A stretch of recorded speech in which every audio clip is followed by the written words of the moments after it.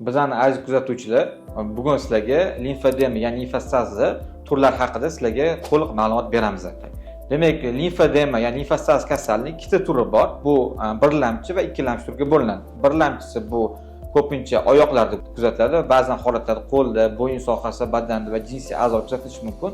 Bu o'z navbatida tug'ilish bilan paydo bo'ladigani bor va balog'atga yetgandan keyin paydo bo'lgan tur bor va oxirida, ya'ni 25 yoshdan keyin paydo bo'lgan turlari bo'ladi. Va bu birlamchi limfodema, ya'ni tug'ma hisoblanadi. Ikkilamchisi bu orttirilgan limfodema bo'ladi. Bu ko'pincha har xil xirurgik muolajalar, onkologik muolajalardan keyin, nur terapiyadan keyin va infeksion kasalliklardan keyin, travmalardan keyin yoki har xil limf tug'iga bog'liq bo'lgan jarrohlik muolajasidan keyin rivojlanadigan turga hisoblanadi. Ikkilamchi limfodemani davolasi bo'ladi. Ya'ni bunda o'sha ko'pincha e'tibor berilgan narsa limfa tomir holatiga va kasallik davriga bog'liq. Ya'ni qancha erta murojaat qilinadigan bo'lsa, shuncha vaqtli davolash mumkin.